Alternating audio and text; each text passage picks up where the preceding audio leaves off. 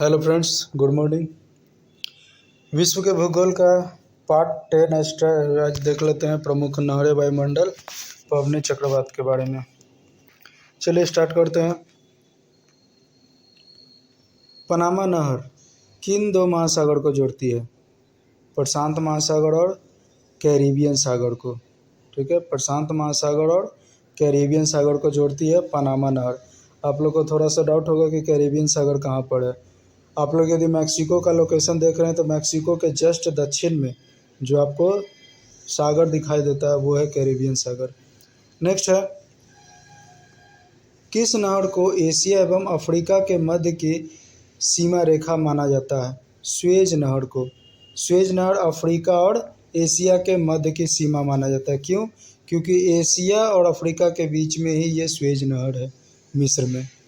Suez नहर विश्व की सबसे बड़ी पोतवाहक नहर है। पोतवाहक कहने का मतलब है जितने भी मालवाहक जो जहाज़ें बड़ी बड़ी आती है वो सभी स्वेज नहर से होकर गुजरती है, और जितनी भी जहाज़ें गुजरती है वह मिस्र देश को इससे टैक्स जाता है। और देखा जाए तो उस मिस्र के सबसे बड़ा यदि इनकम का स्रोत यदि देखा जाता है तो ये स्वेज नहर ही है। इसलिए मिस्र का वरदान या मिस्र का सबसे बड़ा वरदान बोला गया है किसको? स्वेज नहर को, इसी कारण से। नेक्स्ट है, सू नहर किन दो झीलों को जोड़ती है? तो सू नहर सुपेरियर और हुड़ांग झील को जोड़ती है। सुपेरियर झील और हुड़ांग झील दोनों को जोड़ती है सू नहर। नेक्स्ट है, स्वेज नहर के दोनों सिरों पर कौन सा पतन स्थित है? तो एक है पोर्ट सईद और एक है स्वेज सईद। ये भी पूछा गया कई बार कि दोनों जो पतन है उसको क्या कहा गया? तो पोर्ट सईद और स्वेज सईद। जिधर से मतलब अरब सागर से आप जब इंटर करेंगे स्वेज नहर में तो वो कहलाएगा पोर्ट सईद, और जब वहाँ लास्ट जब निकलेंगे तो उसे कहा जाता है स्वेज पोर्ट। ठीक है, तो इसी को पोर्ट सईद और स्वेज पोर्ट के नाम से जाना गया है। नेक्स्ट है, पनामा नदी किस पर निर्मित इतेपू बांध विश्व के सबसे बड़े बांधों में से एक है? यह ब्राज़ील और पराग्वे दो देशों की संयुक्त परियोजना है। जो पनामा नदी है इस पर निर्मित इतेपू बांध विश्व का सबसे बड़ा बांध है, और यह कहाँ पर है? तो पराग्वे और ब्राज़ील देशों की संयुक्त परियोजना है ये इतेपू बांध परियोजना। नेक्स्ट है, विश्व का सबसे ऊंचा बांध कौन सा है? तो यह है बक्सी नदी पर निर्मित रोगन बांध है जो ताजिकिस्तान में स्थित है। आसवान बांध अवस्थित है कहाँ पर? मिस्र में स्थित है। आसवान बांध मिस्र में स्थित है। आगे है, विश्व के प्रमुख बांध। नुरेक बांध कहाँ स्थित है? तो ये रूस में है। किस नदी पर? तो बक्स नदी पर। भाखड़ा बांध कहाँ है? भारत में। किस नदी पर? सतलज नदी पर। कुरोबेगावा बांध कहाँ स्थित है? जापान में। कहाँ पर है? कुरोबे में है। काबोराबासा ये बांध कहाँ पर है? जाम्बिया में है। जाम्बेजी नदी पर है। जाम्बिया में जाम्बेजी नदी पे। कड़ीबा बांध कहाँ पर है? ये भी जाम्बिया में है, जाम्बेजी नदी पे। आसवान बांध कहाँ पर है? तो ये नील नदी पर है, मिस्र में है, नील नदी पे। अकोसोम्बो वोल्टा ये कहाँ पर है? अकोसोम्बो ये वोल्टा नदी पे है, और कहाँ स्थित है? तो घाना में स्थित है ये। ग्रास डिक्सेंस किस देश में? स्विट्जरलैंड में। किस नदी पे है? तो डिक्सेंस नदी पर है, ग्रास डिक्सेंस।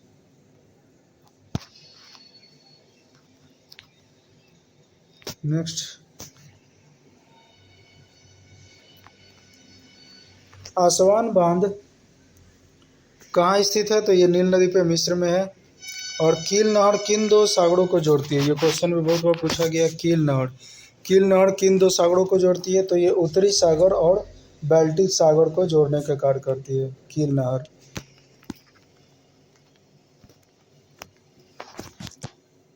वेजोंट बांध कहाँ पर है? इटली में, वेजोंट नदी पे। ओरिविले बांध कहाँ पर है? संयुक्त राज्य अमेरिका में, फीदर नदी पे। हुबड़ बांध कहाँ पर है? संयुक्त राज्य अमेरिका में, कोलोराडो नदी पे। बड़ा गांबा बांध कहाँ पर है? तो ऑस्ट्रेलिया में बड़ा गांबा पर है। नेक्स्ट है विश्व की प्रमुख नहरें एवं उस पर निर्मित महत्वपूर्ण तथ्य देख लेते हैं। जैसे सबसे पहले स्वेज नहर का देखते हैं। स्वेज नहर कहाँ पर है? तो ये किस किस को जोड़ती है? पहले तो ये लाल सागर और भूमध्य सागर को जोड़ती है। उत्तर में भूमध्य सागर है और अरब सागर के जस्ट पश्चिम में लाल सागर है। तो ये लाल सागर और भूमध्य सागर को जोड़ने का कार्य करती है।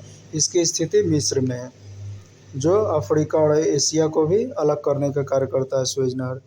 पनामा नहर ये किसको जोड़ती है? तो कैरिबियन सागर और प्रशांत महासागर को जोड़ती है। ये कहाँ स्थित है? पनामा में स्थित है पनामा नहर। वोल्गा डाउन नहर ये कहाँ पर है? रोस्टोव और स्टालिनग्राड को जोड़ती है। रूस में स्थित है। अगला है कील नहर देखे थे अभी जस्ट, उत्तरी सागर और बाल्टिक सागर को जोड़ती है। कहाँ पर है? जर्मनी में है कील नहर। उत्तरी सागर नहर ये कहाँ पर है? तो ये उत्तरी सागर और एम्स्टर्डम को जोड़ती है। ठीक है, ऊपर में था कि कील नहर किसे जोड़ती है? तो उत्तरी सागर और बाल्टिक सागर को। और उत्तरी सागर किसे जोड़ती है? तो उत्तरी सागर जो नहर है ये उत्तरी सागर और एम्स्टर्डम को जोड़ती है। कहाँ पर है? जर्मनी में स्थित है। ईरी नदी कहाँ पर है? तो हडसन और ईरी झील पर है। ये भी क्वेश्चन पूछा गया है कि ईरी नहर कहाँ पर है? तो ये तो पहले जोड़ता है हडसन नदी और ईरी नदी को जोड़ता है। ईरी झील है, इसको जोड़ता है। कहाँ स्थित है? तो ये अमेरिका में स्थित है। हडसन और ईरी झील को जोड़ती है। सू कैनाल ये किसे जोड़ती है? तो सुपेरियर झील और हुरान झील को जोड़ती है। सुपेरियर झील और हुरान झील को। कहाँ पर है? अमेरिका में। केपी नहर आंध्र प्रदेश तमिलनाडु को जोड़ती है। कहाँ पर है? भारत में है। केपी नहर आंध्र प्रदेश और तमिलनाडु को। गोटा नहर स्टॉकहोम और गुटेनबर्ग को जोड़ती है। कहाँ पर है? स्वीडन में है। मैनचेस्टर नहर ये किसे? मैनचेस्टर और लिवरपूल को जोड़ती है, ग्रेट ब्रिटेन में है। और बेलैंड नहर ये किसे जोड़ती है? ईरी और ओंटारियो को। कहाँ पर है? अमेरिका में। नेक्स्ट है पनामा नहर अटलांटिक महासागर को प्रशांत महासागर से जोड़ती है। इसकी लंबाई लगभग कितना है? 82 किलोमीटर, 82 किलोमीटर है, जो अटलांटिक महासागर और प्रशांत महासागर को जोड़ती है पनामा नहर। चलिए नहर ये इसमें जितने भी नहर दिए हैं बहुत ही इम्पोर्टेंट है, इसको 1 से 2 बार में रिवीजन कर लेंगे। नेक्स्ट है एटमॉस्फेयर, वायुमंडल के बारे में देखते हैं। चलिए पहले फिगर से थोड़ा देख लेते हैं। एटमॉस्फेयर देखिए, एटमॉस्फेयर में लगभग 5 परतें दिखाई दे रही है आपको। ध्यान से देखिए, पहला सबसे नीचे की परत को क्षोभ मंडल कहा गया है, सबसे ऊपर की परत को बहिर्मंडल कहा गया है और बीच के परत को मध्यमंडल कहा गया है।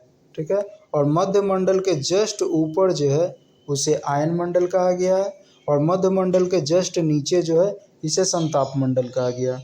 ठीक है, और इसमें जितने भी फिगर दिया गया है इसी से क्वेश्चन आता है कि बताइए जेट या वायुयान किस मंडल में उड़ते हैं, या मौसमी गुब्बारे हैं किस वायुमंडल में उड़ते हैं। तो ये साफ देखकर कहाँ पता चल रहा है? समताप मंडल में। ठीक है, जो मेघ गर्जन ये किस मंडल में होता है? वर्षा किस मंडल में होता है? तो ये क्षोभ मंडल में होता है। ठीक है, इसी कारण है कि वायुयानों पर बारिश नहीं होता। क्यों? क्योंकि वायुयान समताप मंडल में उड़ते हैं, न कि क्षोभ मंडल में। ठीक है, तो बिजली कड़कना, बारिश होना सब क्षोभ मंडल की घटना है। ठीक है, इसी कारण से वहाँ पर वायुयान सेफली उड़ान भरते हैं, किसी प्रकार का प्रॉब्लम नहीं वहाँ फेस करना पड़ता है। यदि दूरी के अनुसार देख लिया जाए तो पृथ्वी की सतह से 8 किलोमीटर की ऊंचाई तक क्षोभ मंडल है। 18 किलोमीटर तक 8 से 18 किलोमीटर समताप मंडल है। 18 से 50 किलोमीटर तक मध्य मंडल है और 50 से 80 किलोमीटर जब जाते हैं तो हम आयन मंडल में प्रवेश कर जाते हैं। ठीक है, आयन मंडल का क्या खासियत है? आयन मंडल में रेडियो तरंगे चलती है। जितने भी हम लोग टीवी प्रसारण मोबाइल जो चलाते हैं उसके सारे जो तरंगे हैं वो सारे यहीं से उत्पन्न होते हैं, आयन मंडल से, रेडियो तरंगे।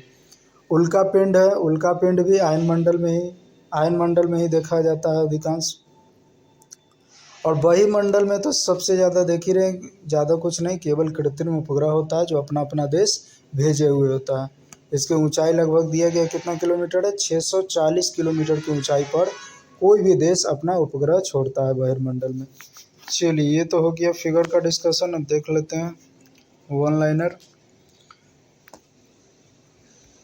वायुमंडल की कौन सी परत दूरसंचार प्रणाली के लिए उत्तरदायी होती है? तो दूरसंचार प्रणाली कहने का मतलब है जो भी कृत्रिम उपग्रह जो भेजे गए हैं वो दूरसंचार का काम करती है, यानी बातचीत करने का माध्यम या प्रसारण का काम करती है। ये कहाँ पर है? आयनमंडल। अगला है संचार उपग्रह। संचार उपग्रह जो जस्ट देखे थे कितना, कहाँ पर है? 640 किलोमीटर की ऊंचाई पर है। किस स्तर पर स्थापित किए गए हैं? तो ताप एवं बहिर्मंडल, उसी को ताप और उसी को वायुमंडल भी कहा जाता है। नेक्स्ट, पृथ्वी पर हिम से आच्छादित भूमि क्षेत्र सर्वाधिक सूर्य ताप को परावर्तित करता है। परावर्तित क्यों करता है? क्योंकि जो बर्फ होता है, बर्फ में चमक होता है, सतह चमकीला ज़्यादा होता है। और हम जानते हैं कि सतह जितना अधिक चिकनी होती है और जितनी अधिक वाइटनेस होती है उतना ही अधिक वह सूर्य की किरण को परावर्तित करती है। ठीक है, फिजिक्स में पढ़े थे। तो इसी कारण है कि जो हिम आच्छादित भूमि है, यानी हिम से जो बिछा हुआ भूमि है, वहाँ सूर्य की किरणें ज़्यादा नहीं पड़ती है, सूर्य ताप ज़्यादा नहीं पड़ती है, वहाँ से परावर्तित हो जाती है। ठीक है। नेक्स्ट है, पृथ्वी पर सबसे उच्चतम तापक्रम कहाँ पर रिकॉर्ड किया गया है? सबसे उच्चतम तापक्रम, यानी पूरे पृथ्वी पर, पूरे दुनिया में यदि हम कहें कि सबसे ज़्यादा यदि टेम्परेचर कहाँ पर है, तो ये है 20 डिग्री उत्तरी अक्षांश। और आपको यदि याद आ रहा होगा तो 20 डिग्री उत्तरी अक्षांश के बगल में ही क्या है? 23.5 डिग्री उत्तरी अक्षांश है। आप लोग यहाँ से देख कर समझ सकते हैं पृथ्वी में गर्मी क्यों पड़ता है, क्योंकि यहाँ से मात्र 3 डिग्री के अंतर पे हमारे भारत में कर्क रेखा गुजरती है। चलिए नेक्स्ट देख लेते हैं। साफ रातें मेघयुक्त रातों की अपेक्षा अधिक ठंडी क्यों होती है? तो ये विकिरण की अनुपस्थिति के कारण होता है, क्योंकि जब साफ रातें होती है तो पृथ्वी का जितने भी विकिरण होता है वो उड़ के वायुमंडल में चले जाते हैं, लेकिन जब बादल होता है तो वो विकिरण बादल के कारण वायुमंडल में नहीं जाके, ऊपर नहीं जाके पृथ्वी की सतह तक ही रह जाते हैं। इसी कारण से हमें गर्म महसूस होता है और साफ रातें में थोड़ा अधिक ठंडा महसूस होता है।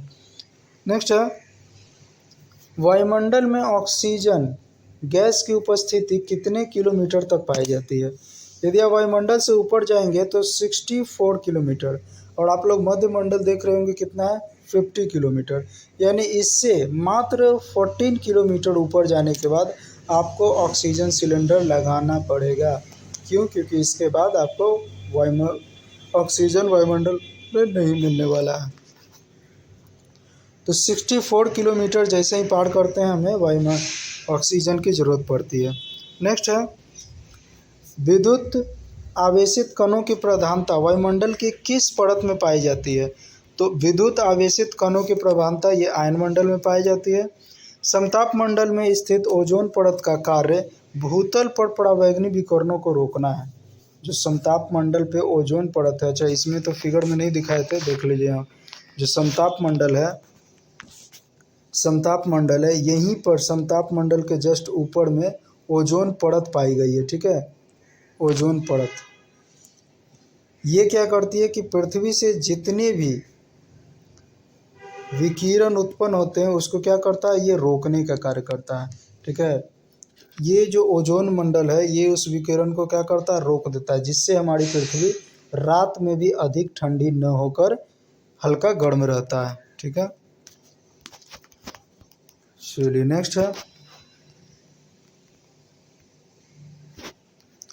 पृथ्वी के चारों ओर व्याप्त गैसों का विशाल आवरण जो पृथ्वी का अंग है और उसे चारों तरफ से घेरे हुए है, क्या कहलाता है? तो वायुमंडल कहलाता है। जो गैसों का जो विशाल आवरण है हमारे, देखा जाए तो वायुमंडल में क्या क्या गैस है? सबसे ज़्यादा क्या है? ऑक्सीजन है। ऑक्सीजन के बाद क्या है? नाइट्रोजन है, लेकिन सबसे ज़्यादा मात्रा में नाइट्रोजन है, 78% नाइट्रोजन है, और लगभग 21% क्या है? ऑक्सीजन है। ठीक है, तो सबसे ज़्यादा क्या पाया जाता है? नाइट्रोजन पाया जाता है। तो इस तरह से बहुत सारे गैसें हैं वायुमंडल में व्याप्त है। तो जो पृथ्वी का अंग है, जो उसको क्या किया है? पृथ्वी को चारों तरफ से घेरे हुए है, उसी को क्या कहते हैं, वायुमंडल। रासायनिक संगठन की दृष्टि से वायुमंडल को 2 परतों में बांटा गया है।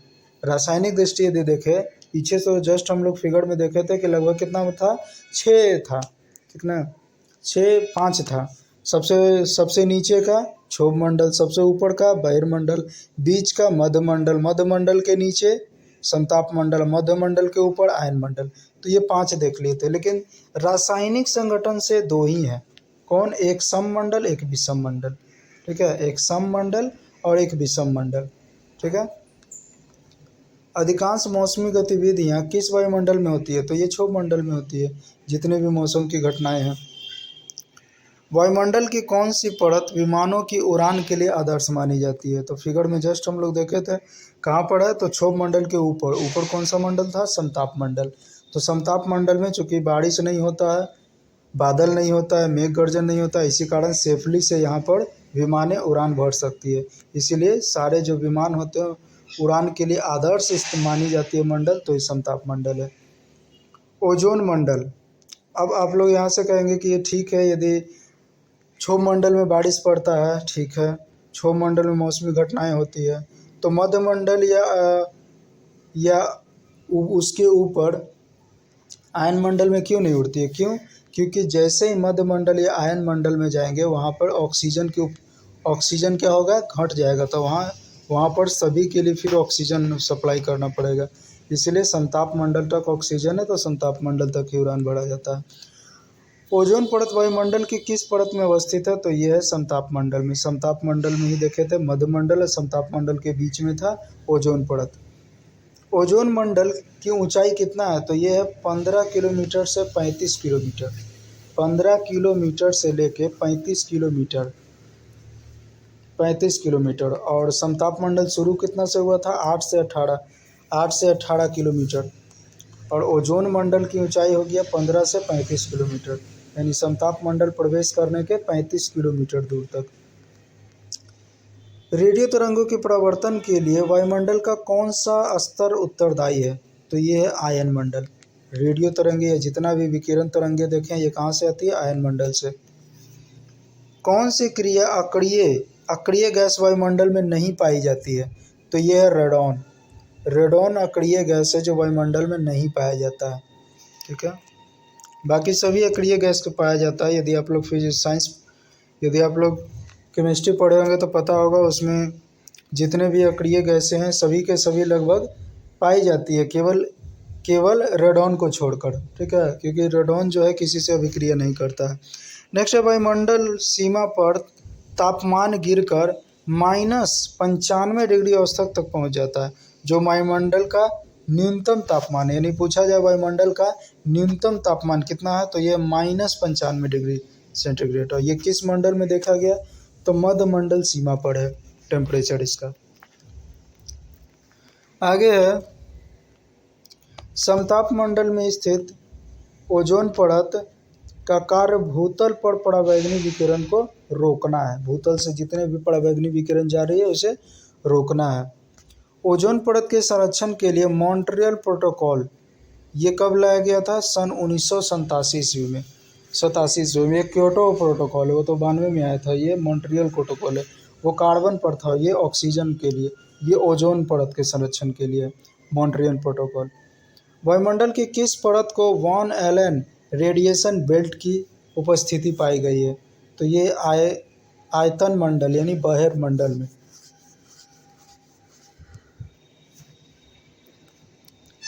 वॉन एलन रेडिएशन बेल्ट की उपस्थिति पाई गई है आयतन मंडल या बहिर्मंडल में। नेक्स्ट है, पृथ्वी की सतह पर शुष्क वायु का रासायनिक संगठन देख लेते हैं। अच्छा, इसमें मुख्य देख लेते हैं। सबसे ज़्यादा क्या पाई गई है वायुमंडल में, नाइट्रोजन, उसके बाद लगभग 20% ऑक्सीजन, उसके बाद ऑर्गन। मुख्य रूप से 3 ही आपके लिए इम्पोर्टेंट है, या 4 याद कर लीजिए। कार्बन, ठीक है, कार्बन सबसे कम लगभग लग रहा है, नाइट्रोजन सबसे ज़्यादा, उसके बाद ऑक्सीजन सबसे ज़्यादा, उसके बाद ऑर्गन और उसके बाद कार्बन। बस ये 4 ही इम्पोर्टेंट है। नेक्स्ट है चक्रवात। चलिए नेक्स्ट चक्रवात देख लेते हैं। सब छोटे छोटे चैप्टर हैं। वायुमंडल में पाए जाने वाले चक्रीय पवन विक्षोभ को चक्रवात कहा जाता है। यानी वैसे पवन जो गति की श्रेणी में अचानक से अपने अपने दिशा को बदल लेती है और एक चक्रीय स्थिति में जब वायुमंडल घूमना शुरू हो जाए, जब वायु घूमना स्टार्ट कर देती है तो चक्रवात का निर्माण होता है, जिसे हम चक्रवात कहते हैं। ये वस्तुतः निम्न वायु दाब से होते हैं। निम्न वायु दाब का मतलब है यहाँ पर कि सारी वायु क्या होता है, कहीं और चला गया। ठीक है, कहीं और कहाँ चला गया, ये फिजिक्स में हम लोग पढ़े हैं, कहाँ चला गया। ठीक है, वो जो भी गर्म हवाएं होती है ऊपर की ओर उठती है, तो उसके बगल में जो उच्च दाब होता है वहाँ से हवाएं निम्न दाब की ओर चलना शुरू कर देती है। तो इस कारण से हवाओं के बीच एक तीव्र गति पैदा होती है, और यह गति जब किसी कारण से घूम जाती है, किसी पहाड़ से टकरा के, किसी वस्तु से टकरा के, तो चक्रवात बन जाती है। इसमें पवन की दिशा उत्तरी गोलार्ध में घड़ी की सुई में, उत्तरी गोलार्ध में देखा जाए तो इस तरह से नाचती है, यानी घड़ी की सुई में। ठीक है, लेकिन दक्षिणी गोलार्ध में उल्टा नाचती है। ठीक है, अब देख लेते हैं चक्रवात। चक्रवात के प्रकार देख लेते हैं। चक्रवात कितने प्रकार के होते हैं? तो चक्रवात मुख्यतः दो प्रकार के होते हैं। एक होते हैं शीतोष्ण चक्रवात, जो ठंडे स्थानों पे होते हैं, और एक होता है ग्रीष्म कटिबंधीय चक्रवात।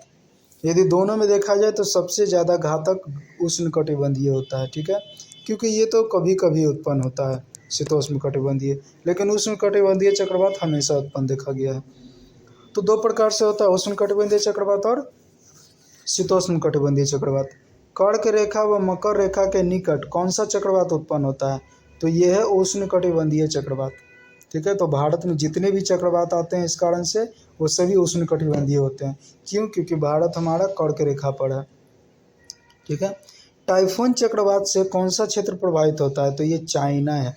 ठीक ना, चाइना में चक्रवात को टाइफून ही कहा जाता है। ठीक है, इसलिए टाइफून चक्रवात किस क्षेत्र को प्रभावित करता है? तो चाइना को। आगे शीतोष्ण कटिबंधीय चक्रवात 35 से 65 डिग्री अक्षांश के मध्य होते हैं। जो भी शीतोष्ण कटिबंधीय 65 से 35 डिग्री, यानी उत्तरी गोलार्ध में भी 35 से 65 और दक्षिणी गोलार्ध में भी 35 से 65। तो दक्षिणी गोलार्ध में तो कुछ है नहीं, तो उससे तो फर्क पड़ता है नहीं। लेकिन यदि उत्तरी गोलार्ध में देखा जाए तो 35 डिग्री स्टार्ट हो जाता है। यदि कनाडा देखा जाए तो 60 डिग्री के आसपास है। तो आप अनुमान लगा सकते हैं कि 30 से 35 डिग्री लगभग अफ्रीका और अफ्रीका हो गया, मैक्सिको हो गया, मैक्सिको हो गया, दक्षिणी अमेरिका हो गया, इन सभी देशों में जितने भी उत्तर के देश हैं इन सभी में शीतोष्ण कटिबंधीय उत्पात आता है। यानी शॉर्ट में बोला जाए तो नॉर्थ गोलार्ध में, क्योंकि 35 से 65 डिग्री अक्षांश के बीच जितने भी देश हैं सभी नॉर्थ गोलार्ध में, नॉर्थ अक्षांश में सभी के सभी। तो जितने भी नॉर्थ अक्षांश में देश बसे वहाँ सभी शीतोष्ण कटिबंधीय चक्रवात आता है। ग्रीष्म काल में ITCZ, ये फुल फॉर्म पूछा गया था बीपीएससी में एक बार, ये फुल फॉर्म पूछा गया। ITCZ का फुल फॉर्म क्या होता है? Inter tropical convergence zone. ठीक है, यही वो खतरनाक जोन है जिसके कारण से चक्रवात की उपस्थिति होती है। नेक्स्ट है IT जोन का विस्थापन भूमध्य रेखा से किस गोलार्ध की ओर होता है? निश्चित है उत्तरी गोलार्ध की ओर ही होगा। ठीक है, ग्रीष्म काल में जो ITCZ का विस्थापन है भूमध्य सागर के किस ओर होता है? उत्तरी गोलार्ध में। कारण क्या है? क्योंकि दक्षिणी गोलार्ध में भूमि ज़्यादा है ही नहीं, सबसे ज़्यादा भूमि कहाँ है? उत्तरी गोलार्ध में। तो इसी कारण ITCZ क्षेत्र का निर्माण भी ज़्यादा उत्तरी गोलार्ध में होता है। आगे यदि देखा जाए, ये चक्रवात की कुछ स्थिति देखा गया है कि ये यदि चक्रवात है, मान लेते हैं ये चक्रवात है। ठीक, इस चक्रवात को देखकर आप क्या समझ सकते हैं? तो इस चक्रवात के यदि केंद्र में ध्यान से देखो तो केंद्र में क्या देखा गया? निम्न दाब का केंद्र। तो कभी कभी क्वेश्चन ऐसा भी पूछा गया है कि चक्रवात के केंद्र में कैसा वायुमंडल होता है, निम्न दाब या उच्च दाब? तो केंद्र में होता है निम्न दाब। ठीक है, और सबसे बाहर क्या होता है? तो ये ऐसा नहीं कहेंगे कि केंद्र में निम्न दाब है तो बाहर उच्च दाब होगा, ऐसा नहीं है। बाहर में समदाब रेखा होता है, समदाब होता है यानी समान दाब होता है। ठीक, और इसकी यदि स्थिति देखा जाए तो निम्न दाब में इसकी स्पीड होती है लगभग 1023 MB। ठीक है, 1023 होता है MB, और सबसे बाहर में यदि देखा जाए तो 1011 यानी कम होता है। सबसे ज़्यादा निम्न दाब, सबसे ज़्यादा स्पीड यदि देखा गया है तो निम्न दाब में ही होता है, ठीक है, और बाहर में स्पीड कम होता है। चलिए आगे देखते हैं। टोर्नेडो की तीव्रता के मापन हेतु किस माप का उपयोग किया गया है? जैसे हम लोग भूकंप मापने का पीछे देखे थे, सिस्मोग्राफ, टोरिफेली ग्राफ, बहुत सारे ग्राफ के द्वारा देखे थे। तो इसी प्रकार टोर्नेडो या चक्रवात की तीव्रता भी मापी जाती है, तो उसे हम फुजीटा स्केल कहते हैं। फुजीटा स्केल से टोर्नेडो की स्पीड पता चलता है, कितना स्पीड है, यानी स्पीड से पता चल जाता है कि ये जिस देश में जाएगा वहाँ कितना तबाही मचा सकता है। टोर्नेडो का संबंध संयुक्त राज्य अमेरिका और ऑस्ट्रेलिया से है, क्योंकि ऑस्ट्रेलिया और संयुक्त राज्य अमेरिका में क्या बोला जाता है? टोर्नेडो बोला जाता है चक्रवात को। विली विली क्या है? उत्तरी ऑस्ट्रेलिया, उत्तरी पश्चिमी ऑस्ट्रेलिया और उष्णकटिबंधीय चक्रवात, ये विली विली है। यानी शॉर्ट में ये हम ये भी कर सकते हैं, विली विली चक्रवात तो कहाँ आती है? तो ऑस्ट्रेलिया में आती है और उष्णकटिबंधीय क्षेत्र में आती है। तूफानों की निरंतर गति मापने के लिए किसका उपयोग किया जाता है? तो ये साफिर सिम्पसन स्केल का उपयोग किया जाता है तूफानों के निरंतर गति मापने के लिए, साफिर सिम्पसन स्केल। फुजीटा स्केल तो ये तो टोर्नेडो की स्थिति मापता है, जबकि साफिर सिम्पसन स्केल ये तूफानों का स्पीड मापता है। चलिए आगे देख लेते हैं। विश्व के प्रमुख चक्रवात देख लेते हैं। बहुत सारे चक्रवात ऐसे हैं जो कई देशों में आने के बाद बहुत सारे तबाही मचाए हैं, जो कुछ कुछ प्रमुख हो जाते हैं। देख लेते हैं। इसमें 2018 में आया था तितली भारत में, सामर सोमालिया में आया था, लुबान अरब समुद्र में आया था, गाजा गल्फ में आया था, हरिकेन है संयुक्त राज्य अमेरिका, टाइफून यूतू है फिलीपींस, हरिकेन वालाका है हवाई द्वीप प्रशांत महासागर में। 2019 में देखा जाए तो पावुक आया थाईलैंड, म्यांमार और अंडमान द्वीप में। ओवेन चक्रवात ऑस्ट्रेलिया के पास आया था। 2020 में अम्फान आया, भारत बांग्लादेश और श्रीलंका तीनों के पास आया अम्फान। और आर्थर आया था कहाँ? उत्तरी अमेरिका। निसर्ग ये आया, Nisarga Bharat, Nivar Bharat Sri Lanka, typhoon Molave Vietnam, typhoon Goni Philippines, hurricane Eta मध्य अमेरिका, हरिकेन डेल्टा संयुक्त राज्य अमेरिका। 2021 आपका थोड़ा इम्पोर्टेंट 2021 से हो जाता है, क्योंकि करंट में पूछा जाता है तो लगभग 4 साल पीछे भी पूछ लिया जाता है, क्योंकि ये जीके का भी फैक्ट हो जाता है इसमें करंट के साथ साथ। कि 2021 में जो गुलाबो आया था कहाँ पर आया था? भारत में। तोकते भारत में आया था, यस भारत में आया। गुलाबे तोकते यस भारत में। फड़ाईजी हिंद महासागर में आया था, फड़ाईजी। जवाद कहाँ आया था? बंगाल की खाड़ी भारत में आया था। 2022 की बात करें तो ये असानी चक्रवात है, बंगाल की खाड़ी में आया। इमनाती चक्रवात है, हिंद महासागर में आया। एलेक्स चक्रवात है, अटलांटिक महासागर में आया। बोनी चक्रवात है, अटलांटिक महासागर में आया। सितरन चक्रवात है, बंगाल की खाड़ी में है। शाहीन चक्रवात अरब सागर में है। और गुलाब चक्रवात बंगाल की खाड़ी में, जिसमें से गुलाब चक्रवात के बारे में पीछे के कई एग्जाम में पूछा गया, जो 2021-22 में देखा गया था। गुलाब चक्रवात भारत में आया था।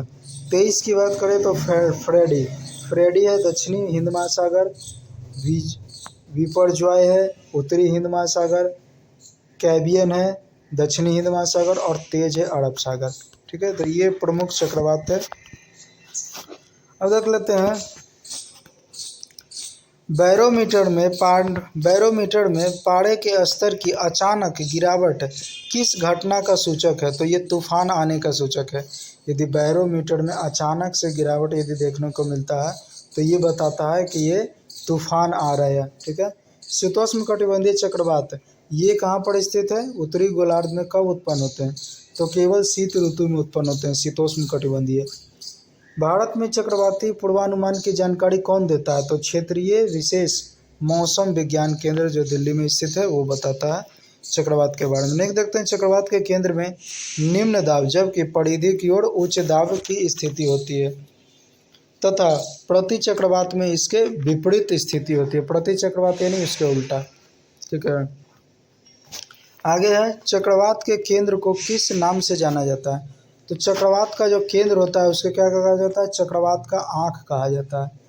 ठीक ना, ये क्वेश्चन भी आया है कि चक्रवात के आँख किसे कहा जाता है, तो ये चक्रवात के केंद्र को कहा जाता है। ठीक है, उष्णकटिबंधीय चक्रवात उत्तरी दक्षिणी गोलार्ध में 5 से 30 डिग्री अक्षांश के मध्य आता है। ठीक है, क्योंकि शीतोष्ण कटिबंधीय देख लिए थे 35 से 65 डिग्री के बीच आता है, जो उत्तरी में था। उत्तरी गोलार्ध में जितने भी देश है, अमेरिका हो गया, यूरोप हो गया, इन सभी देशों में आता है, जो 35 डिग्री के ऊपर अक्षांश में आते हैं। तो 5 से 30 तक तो उष्णकटिबंधीय आता है, और 35 से 65 तक कौन सा आता है, शीतोष्ण कटिबंधीय। 65 से ऊपर के अक्षांश में क्यों नहीं आता है, क्योंकि वहाँ पर वायुदाब उत्पन्न ही नहीं होता है। 65 से 90 डिग्री तक कोई वायुदाब उत्पन्न नहीं होता है, इसलिए वहाँ एक भी चक्रवात देखने को नहीं मिलता है। नेक्स्ट है संयुक्त राज्य अमेरिका। देखिए ये विशेष फैक्ट इसलिए बताते हैं कि आप थोड़ा आप क्या करेंगे, ऑप्शन को एलिमिनेट भी कर सकते हैं। मान लेते हैं 4 ऑप्शन आपको दिया गया, ठीक है, ये चक्रवात कहाँ पर है, और यदि वो उष्णकटिबंधीय चक्रवात है तो आप उत्तरी गोलार्ध के उन सभी देशों को आसानी से एलिमिनेट कर सकते हैं कि ये तो कभी हो ही नहीं सकता। ठीक है, तो आप नहीं भी याद होगा तो आप मार सकते हैं कि यही होगा जहाँ पर ये चक्रवात आया है। ठीक है, इसलिए थोड़ा डीपली जानकारी देते हैं। नेक्स्ट है संयुक्त राज्य अमेरिका के किस क्षेत्र को टॉर्नेडो एली कहा जाता है। तो संयुक्त राज्य के किस क्षेत्र को टॉर्नेडो एली कहा गया, तो ये मिसिसिपी जो मिसौरी घाटी है इसको कहा गया, इसके कहा गया टॉर्नेडो एली कहा गया। ये यहाँ पर लगभग 5 नदियों का समूह है जो अमेरिका में है। चलिए आगे देख लेते हैं पवन, विंड एंड ह्यूमिडिटी के बारे में देख लेते हैं। पवन आर्द्रता। पवन दक्षिणी गोलार्ध में हवाओं के बाईं ओर विचलन का कारण क्या है, पृथ्वी का घूर्णन। पृथ्वी के घूर्णन के कारण ही है बाईं ओर, क्योंकि पृथ्वी पश्चिम से पूर्व की ओर घूम रही है, तो हवाएं पूर्व से पश्चिम की ओर चलती है। तो ये कारण है कि दक्षिणी गोलार्ध में हवाओं के बाईं ओर विचलन होता है। चालीसा पवनें किस सागर में प्रवाहित होती है, तो ये हिंद महासागर में होती है। चालीसा पवनें उच्च दाब क्षेत्र से भूमध्य रेखा की ओर चलने वाली पवन क्या कहलाती है। तो उच्च दाब भूमध्य रेखा से जो दोनों ओर जो पवनें चलती है लगभग 5 डिग्री से 10 डिग्री तक, उसे व्यापारिक पवन कहा जाता है। गर्म एवं शुष्क पवन जोंडा को एंडीज के मैदानी भागों में किस नाम से जाना जाता है, तो इसको शीत फोन कहा जाता है। गोलार्धों में 30 से 35 डिग्री अक्षांश से 60 से 65 डिग्री अक्षांश की ओर चलने वाली अस्थायी पवनों को क्या कहते हैं, तो इसी को पछुआ पवन कहा जाता है। ठीक है, इसी को पछुआ पवन कहा जाता है। 30 से 35 डिग्री और 60 से 65 डिग्री के बीच में जो होती है पवनें, इसको अस्थायी पवन है। ये अस्थायी पवन को पछुआ पवन कहा जाता है। संयुक्त राज्य अमेरिका के मध्य मैदानों पर चीनुक हवाओं से सर्दियों में तापमान बढ़ जाता है। सर्दी के समय यह चीनुक हवाएं चलती है, जिसके कारण वहाँ तापमान बढ़ जाता है संयुक्त राज्य अमेरिका में।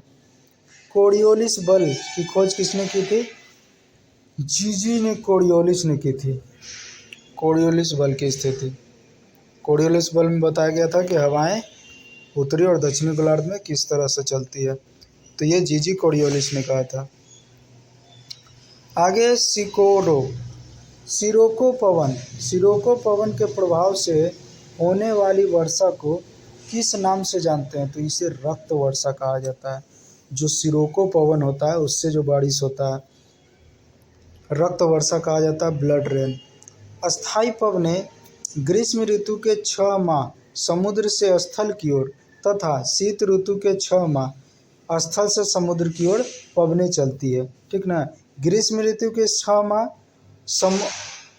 समुद्र से स्थल की ओर चलते, क्योंकि ग्रीष्म ऋतु में समुद्र जो है गर्म हो जाता है, और शीत ऋतु में क्या होता है, समुद्र जल्दी गर्म नहीं होता है, जो कि स्थल गर्म हो जाता है। इसी कारण स्थल से समुद्र की ओर चलती है शीत ऋतु में। ठीक है, अस्थायी पवनें। डॉक्टर विंड, डॉक्टर हवा तो जो डॉक्टर हवा, ये डॉक्टर विंड है, इसको किस नाम से जाना जाता है? ये तो बहुत ही वीवीआई क्वेश्चन है, ऐसा कोई एग्जाम नहीं है जिसमें पूछा नहीं गया हो। इसे हड़मट्टन हवा के नाम से जाना जाता है, ठीक है, हड़मट्टन विंड कहा गया है इसको। तो इसे डॉक्टर डॉक्टर हवा भी कहा जाता है। डॉक्टर हवा इसलिए कहा जाता है क्योंकि इन हवाओं के चलने के बाद बहुत सारी बीमारियां होती है जो कि अपने आप ठीक हो जाती है। और कोई कोई पवन ऐसा होता है जिसके चलने के बाद कोई कोई बीमारी जो है बढ़ जाता है। रोन नदी से भूमध्य सागर तक प्रवाहित होने वाली मिस्ट्रल किस प्रकार की पवन है? तो ये ठंडी ध्रुवीय पवन है। ठंडी ध्रुव क्यों? क्योंकि भूमध्य सागर तक आ रही है, इसका मतलब उत्तरी गोलार्ध से आ रही है, और उत्तरी गोलार्ध से जो भी आएगी पवन वो ठंडी ही होगी। तो रोन नदी से भूमध्य सागर की ओर जो मिस्ट्रल पवन आते हैं किस प्रकार का? ठंडी है। याद न भी होगा तो भी आप इसे मार सकते हैं। नेक्स्ट है दक्षिणी गोलार्ध। दक्षिणी गोलार्ध में 40 से 65 डिग्री अक्षांश के मध्य पछुआ पवन की प्रचंडता को 40 डिग्री अक्षांशों के समीप गरजता चालीसा और 50 डिग्री अक्षांश के समीप प्रचंड पचासा और 60 डिग्री के पास चीखता साठा कहा गया, ठीक ना। 40 डिग्री के पास पछुआ पवन 40 से 65 और 40 डिग्री के समीप पहुंच जाते हैं तो गरजता चालीसा, और 50 डिग्री में प्रचंड पचासा, 50 डिग्री में प्रचंड पचासा, ठीक है, और 60 डिग्री में चीखता साठा। 50-60 याद कर लीजिए, प्रचंड पचासा और चीखता साठा। और उसके पीछे का देखा जाए तो 40 डिग्री में गरजता चालीसा है। तो सबसे ज़्यादा गरजता चालीसा, प्रचंड पचासा और चीखता साठा, ये तीनों के बारे में पूछा गया। गरजता चालीसा 40 डिग्री, प्रचंड पचासा 50 डिग्री, चीखता साठा ये 60 डिग्री। ये हवाओं की जो स्थिति है, जो स्पीड से चलती है, उसके कारण से इन हवाओं का नाम दिया गया, ठीक ना। और ये पछुआ पवन तो पीछे देख ही लिए थे, 40 से 65 डिग्री के बीच। चलिए नेक्स्ट देख लेते हैं। विश्व की प्रमुख अस्थायी पवनें। विश्व की प्रमुख अस्थायी पवनें, चलिए ये लास्ट है। विश्व की प्रमुख अस्थायी पवनें देख लेते हैं। सबसे पहले देख लेते हैं चिनूक। ये जो चिनूक अस्थायी पवन है ये कहाँ पर है और किस प्रकार के पवन है? तो ये चिनूक जो है रॉकी पर्वत पे चलती है। गर्म और शुष्क हवा का है ये, गर्म और शुष्क हवा का ये पवन है। फोन पवन ये आल्प्स पर्वत और स्विट्जरलैंड के पास चलती है, ये भी गर्म और शुष्क है। सिरोको पवन कहाँ पर है? तो मिस्र, लीबिया, ट्यूनीशिया, स्पेन, कनाडी और मेडिस द्वीप के पास चलती है सिरोको पवन, ये भी गर्म और शुष्क है। ब्लैक रोलर ये तो पूछा गया है, ब्लैक रोलर कहाँ पर है? तो ये उत्तरी अमेरिका के मैदानी भाग, यानी देखा जाए तो उत्तरी अमेरिका में चलती है ब्लैक रोलर, ये भी गर्म और धूल भरी आंधी होता है ब्लैक रोलर। सीमुक ये कहाँ पर है? तो अरब सागर के रेगिस्तान में, अरब के रेगिस्तान में चलती है, गर्म और शुष्क हवा है। हड़मट्टन ये कहाँ पर चलती है, जिसको हम डॉक्टर विंड भी कहते हैं? तो ये सहारा रेगिस्तान में देखा गया है जो अफ्रीका में है, ये भी गर्म और शुष्क है। अफ्रीका के ऐसे जितने पवन हैं वो सारे गर्म और शुष्क ही हैं। ब्रिकफील्ड यदि देखा जाए तो ये ब्रिकफील्ड कहाँ पर है? ऑस्ट्रेलिया के विक्टोरिया प्रांत में उष्ण शुष्क हवा है ये। नॉर्वेस्टर ये कहाँ पर है? तो उत्तरी न्यूजीलैंड और भारत में काल बैसाखी के नाम से जाना गया, तो ये नॉर्वेस्टर भी गर्म और शुष्क हवा है। नेक्स्ट देख लेते हैं लू कैसा हुआ पवन है? तो ये भी लू जो पवन है ये भारत में, उत्तरी भारत में है, प्रचंड और शुष्क हवा है। मिस्ट्रल स्पेन और फ्रांस में है, ये ठंडी हवा ध्रुवीय हवाएं हैं। मिस्ट्रल स्पेन फ्रांस में। टेम्पोरल मध्य अमेरिका में मानसूनी हवा है।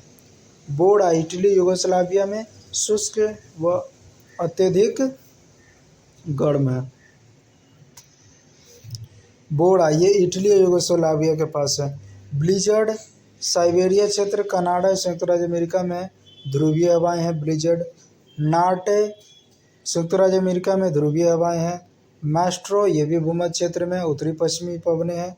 दक्षिणी बस्टर्ड ये न्यू साउथ वेल्स ऑस्ट्रेलिया में तेज व शुष्क ठंडी हवाएं हैं। लेवांटर ये दक्षिणी स्पेन फ्रांस में है, पूर्वी ठंडी हवाएं हैं ये लेवांटर।